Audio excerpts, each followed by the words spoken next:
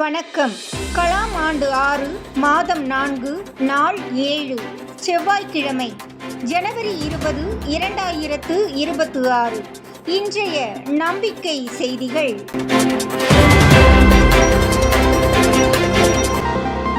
தமிழகத்தில் அதிர்வலையை ஏற்படுத்தி வரும் 6 பேர்.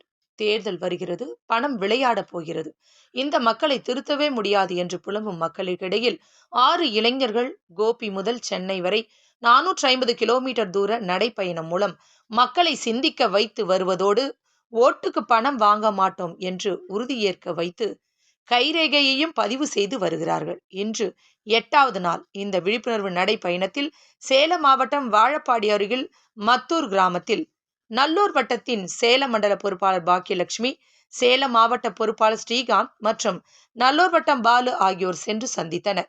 இதுவரை சுமார் 130 கிலோமீட்டர் தூர பயணம் செய்ததில் ஒரு மாணவிக்கு காலில் கொப்பளம், மற்றொரு மாணவிக்கு ஷூ கடித்து காயம். இருப்பினும் எந்தவித மன பாதிப்புமின்றி உற்சாகமாக பயணம் செய்து வருகின்றனர்.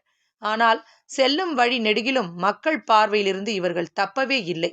6 நபர்களாய் இருப்பினும் அவர்கள் அணிந்திருந்த டி-ஷர்ட், தொப்பி, கையில் பிடித்திருந்த பதாகை, அதிலும் குறிப்பாக அதிலிருந்த எங்கள் ஓட்டு விற்பனைக்கு அல்ல என்ற வாசகம் காந்திஜியின் உப்பு சத்தியாகிரகத்தை நினைவுபடுத்தும் இந்த பாத யாத்திரை பற்றி ஒரு பாட்டி கூறியது. எனக்கு இன்னைக்கு காலையில் நாங்கள் நடக்க ஆரம்பித்தோம். அப்போ ஒரு பாட்டி பஸ் ஸ்டாண்டில் கொண்டு இருந்தாங்க. நான் ஃபஸ்ட் என்ன நினச்சேன்னா இவங்ககிட்ட கொடுத்துட்டு எக்ஸ்பிளைன் பண்ணணும் அப்படின்னு சொல்லி அப்படி தோணுனா ஃபஸ்ட்டு கொடுக்கணும், நோட்டீஸ் போட்டு கொடுத்தா படிச்சுக்குவாங்கிற பர்ஸ்பெக்டிவ் தான் இருந்துச்சு. கொடுத்தோன்னே அவங்க ஒரு மாதிரி பார்த்துட்டு இருந்தாங்கன்னு சொல்லிட்டு நான் எக்ஸ்பிளைன் பண்ணேன். அவங்க பண்ணோடனே டக்குன்னு எழுந்திரிச்சு கை கொடுத்துட்டாங்க. கை கொடுத்தோன்னையும் நானும் உங்கள் மாதிரி தான் அப்படின்னு சொன்னோன்னே எனக்கு என்ன இப்படி சொல்கிறாங்க அப்படிங்கிற பர்ஸ்பெக்டிவ் வந்துச்சு.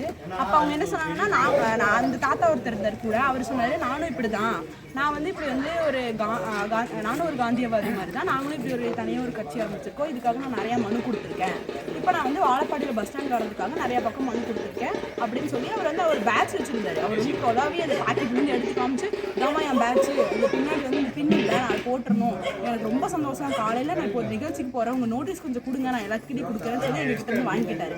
அது கொடுத்ததுக்கப்புறம் கையை பிடிச்சி விடவே இல்லை. அந்த பாட்டி கிளம்புற வரைக்கும் பேசிக்கிட்டே இருந்தாங்க ரொம்ப நேரமாக. அப்போ நாங்கள் நிகழ்ச்சிக்கு போயிட்டு வரோம். போகும்போது உங்களை பார்க்கும்போது பார்த்தது எங்களுக்கு ரொம்ப ஆனந்தம், உங்களை மாதிரி இளைஞர்கள் பண்ணுறது எங்களுக்கு ரொம்ப சந்தோஷம் அப்படின்னு சொன்னாங்க. எனக்கு அந்த பாட்டி கையை பிடிச்சி கடைசி வரைக்கும் விடாமல் இருந்தது ரொம்ப ஒரு.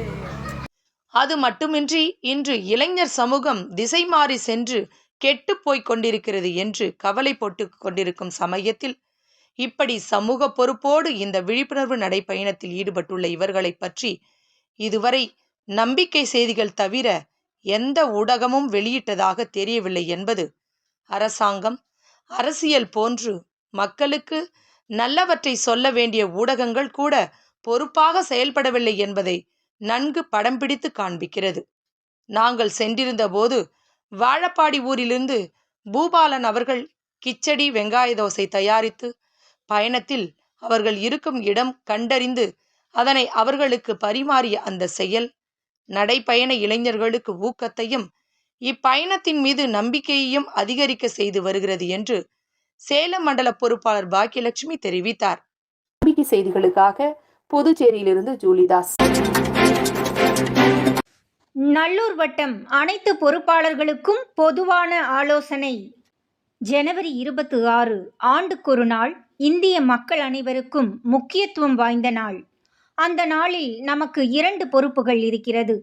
1, அந்த நாளில் மக்களை ஒருங்கிணைத்து கொடியேற்றி குடியரசின் மகத்துவத்தையும் குறிப்பாக அரசமைப்பு சாசனத்தையும் மக்கள் ஒவ்வொருவரும் அறியும் வகையில் அதன் முகப்புரையை எந்த வகைகளிலெல்லாம் கொண்டு சேர்க்க முடியுமோ அப்படி கொண்டு சேர்ப்போம். உதாரணமாக, முதலாவதாக அதை வாசித்தல், 2 அதை பிரதி எடுத்து விநியோகித்தல், 3 அது பற்றி விவாதித்தல், 4 உரையாற்றுதல், 5 அத்தலைப்பில் கட்டுரை, கவிதை போட்டி நடத்துதல், 6 அழகான கையெழுத்து போட்டி, அது முகப்புரையாக இருத்தல், 7 இளைஞர் மாணவர் பாராளுமன்றம் நடத்துதல், 8 ஃப்ரேம் செய்யப்பட்ட முகப்புரையை பரிசளித்தல், 9 அறிவின் அருவி நடத்துதல், 10 நமது ஸ்டேட்டஸில் முகப்புரையை வைக்கலாம். 2வது கிராம சபை, நமது கிராமத்தில் கிராம சபை அதற்குரிய முறைமையுடன் நடக்க தலைவர்களை வழி நடத்துவது, அதற்கு வாய்ப்பில்லையெனில் அதற்கான பொறுப்பினை நீங்களே ஏற்று இன்று முதல் மக்களுக்கு அறிவித்து அவர்களில் குறைந்தது கிராம சபைக்காக 10% பேர்களை பங்கு பெற செய்வது. 2. திட்டங்களையும் வரவு செலவு கணக்குகளையும் அவர்கள் படிப்பது மக்கள் அதை சரிபார்த்து ஒப்புதல் பெறுவதற்காகவே என்பதை புரிந்து சரிபார்த்தல். 3. நமது ஊராட்சிக்கான எதிர்கால திட்டங்களை தீர்மானமாக நிறைவேற்றுவது. 4. முகப்புரையை விளக்குவது. 5. தீர்மானங்களை படித்து பார்த்து கையெழுத்திடுவது. 6. தீர்மானங்களின் பிரதியை பெற்றுக்கொள்வது. 7. அனைவரும் அமர்ந்த நிலையில் கிராம சபையை நடத்துவது. 8. கிராமத்தில் சிறப்பான நபர் ஒருவரை பாராட்டுவது. 9. ஆண்கள் சமமாக கலந்து கொள்ள செய்வது. 10. கிராம சபை நடவடிக்கைகளை காணொளி எடுப்பது என்று இயன்ற அளவில் இவைகளை செயல்படுத்துமாறு நல்லூர் வட்டத்தின் மாநில பொறுப்பாளர் திரு முத்துகிருஷ்ணன் தெரிவித்தார். நம்பிக்கை செய்திகளுக்காக சென்னையிலிருந்து தயாநிதி. இல்லம் தேடி உள்ளம் நாடி சேலத்தில் ஜனவரி 18 சேலத்தில் சேலம் மண்டல பொறுப்பாளர் பாக்கியலட்சுமி, மாவட்ட பொறுப்பாளர் ஸ்ரீகாந்த், மாற்றுத்திறனாளிகள் துறை பொறுப்பாளர் ஸ்ரீகாந்த் அவர்களின் தந்தை சின்னப்பையன் மற்றும் பாலு ஆகியோர் சேலத்தில் கடந்த 30 ஆண்டுகளுக்கு மேலாக மாற்றுத்திறனாளிகளுக்காக தொடர்ந்து பல்வேறு உதவிகளை செய்து வரும் அத்தி அண்ணன் அவர்களை சந்தித்தனர். அத்தி அண்ணன் அவர்கள் போலியோவினால் பாதிக்கப்பட்ட அவரும் ஒரு மாற்றுத்திறனாளி, பேருந்து பெட்ரோல் பங்கின் உரிமையாளரும் கூட. நல்லூர் வட்டத்தின் செயல்பாடுகள் கண்டு வியப்பு தெரிவித்தார் என்று சேலம் மாவட்ட பொறுப்பாளர் ஸ்ரீகாந்த் தெரிவித்தார். அதனைத் தொடர்ந்து அன்பும் அரணும் நிறைந்து மாற்றுத்திறனாளிகளுக்காகவே தங்களை அர்ப்பணித்துக் கொண்டு வாழ்ந்து வரும் சக்திவேல் அவர்கள் இல்லத்திற்கு சென்றோம். அவரும் ஒரு மாற்றுத்திறனாளி. சுமார் 120 ஏழை மாணவர்களுக்கு மாலை நேர வகுப்பு நடத்துவது, அத்தியண்ணன் அவர்களுடன் இணைந்து மாற்றுத்திறனாளிகளுக்கு தொடர்ந்து அரசு நலத்திட்டங்கள் கிடைக்க செய்வது போன்ற பணிகளை செய்து வருகிறார். சக்திவேல் சமுதாயத்திற்காக வாழ்வதும் இவரது தாய் தந்தையர் இருவரும் அவருக்காகவே வாழ்வதும் என அன்பினால் பிணைக்கப்பட்ட ஒரு சமுதாய குடும்பத்தை பார்க்க முடிந்ததாக ஸ்ரீகாந்த் மேலும் தெரிவித்தார். செய்திகளுக்காக புதுச்சேரியிலிருந்து ஜூலிதாஸ். கோவையில் மண்டல பொறுப்பாளர் கார்த்திக் அவர்களின் சந்திப்புகள். கோவையில் கோவை மண்டல பொறுப்பாளர் கார்த்திக், சேலம் மண்டல பொறுப்பாளர் பாக்கியலட்சுமி, இளைஞர் களம் மாதவன் மற்றும் நல்லூர் வட்டம் பாலு ஆகியோர் ஜனவரி 19 அன்று கோவையில் பிரபல பல் மருத்துவர் மேனகா அவர்களை அவரது இல்லத்தில் சந்தித்தனர். டாக்டர் மேனகா அவர்களும் அவர்களது பெற்றோர்களுமே மருத்துவர்கள் மட்டுமல்ல, அத்துடன் இயற்கை, பாரம்பரியம், சமூகம் சார்ந்து தமது வாழ்க்கையை வடிவமைத்துக் கொண்டவர்கள். கோவை அருகில் தொண்டாமுத்தூரில் 25 ஏக்கரில் பாரம்பரிய விவசாயமும் செய்து கொண்டு வருகிறார்கள் என்பது இந்த சந்திப்பில் தெரிய வந்தது. டாக்டர் மேனகா அவர்கள் தமது வீட்டில் டிவி வைத்து கொள்ளவில்லை, தமது பிள்ளைகள் செல்போன் பயன்படுத்துவதில்லை. அது மட்டுமின்றி டாக்டர் மேனகா குழந்தைகள் செல்போனினால் எப்படி பாதிக்கிறார்கள் என்பதை ஆய்வு செய்து குழந்தைகளுக்கும் பெற்றோர்களுக்கும் விழிப்புணர்வூட்டி அதனை பயன்படுத்தாமல் இருக்க செய்வதில் வெற்றி பெற்றுள்ளார் என்பது குறிப்பிடத்தக்கது. பாரதி தமிழ் ஆர்வம் கூடுதல் தகவல். இது போதாதா, டாக்டர் மேனகா அவர்களிடம் நல்லூர் வட்டத்தின் லட்சிய சமுதாய கட்டமைப்பில் அவர்களும் இடம்பெற வேண்டுகோள் வைக்கப்பட்டது.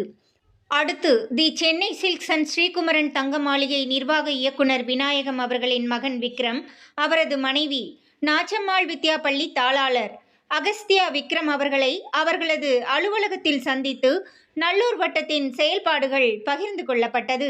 அதனைத் தொடர்ந்து அங்கேயே வரவேற்பறையில் கோவையில் இளைஞர் களம் பற்றி மாதவன் மற்றும் மாதவ கிருஷ்ணன் ஆகியோருடன் ஆலோசனை நடைபெற்றதாக கோவை மண்டல பொறுப்பாளர் ஆடிட்டர் கார்த்திக் தெரிவித்தார். ஈரோடு செங்குந்தர் பள்ளிகளின் 6 தலைமை ஆசிரியர்கள் தாளாளர் சிவானந்தம் அவர்களுடன் கல்விக் கோயில் துறை மாநில பொறுப்பாளர் யோகேஸ்வரி ஜனவரி 20 செவ்வாய்க்கிழமையன்று காலை ஈரோடு செங்குந்தர் கல்வி குழுமத்தின் தாளாளர் திரு சிவானந்தம் மற்றும் நல்லூர் வட்டம் பாலு, அக்குழுமத்தின் 6 பள்ளிகளின் தலைமை ஆசிரியர்கள் ஆகியோருடன் கல்விக் கோயிலின் 10 அடுக்கு செயல் திட்டங்கள் பற்றி விரிவாக பேசப்பட்டது. இறுதியாக தலா ஒவ்வொரு பள்ளியிலும் அறிவின் அருவி, பாராட்டு மன்றம், திறமை திருவிழா, தூய்மை திட்டம் ஆகியவற்றை ஜனவரி மாதத்திலேயே செயல்படுத்த உறுதியேற்றனர். பிப்ரவரியில் மீண்டும் சந்தித்து அனுபவம் பகிர்ந்து கொண்டு அடுத்த செயல்பாடுகளையும் நடைமுறைப்படுத்த உள்ளதாக ஈரோடு மாவட்ட பொறுப்பாளர் சிவக்குமார் தெரிவித்தார். ஈரோடு செங்குந்தர் பள்ளியினை தொடர்ந்து கல்விக் கோயில் துறை மாநில பொறுப்பாளர் யோகேஸ்வரி அவர்கள் உடன் ஈரோடு மாவட்ட பொறுப்பாளர் சிவக்குமார் திருவாச்சி அரசு உயர்நிலைப் பள்ளிக்கு சென்று ஆசிரியர்கள், மாணவர்களுடன் கலந்துரையாடினர் என்று சிவக்குமார் மேலும் தெரிவித்தார். நம்பிக்கை செய்திகளுக்காக சென்னையிலிருந்து தயாநிதி. காணொளி தொகுப்பு தனசேகரன். இத்துடன் இன்றைய நம்பிக்கை செய்திகள் நிறைவடைந்தன.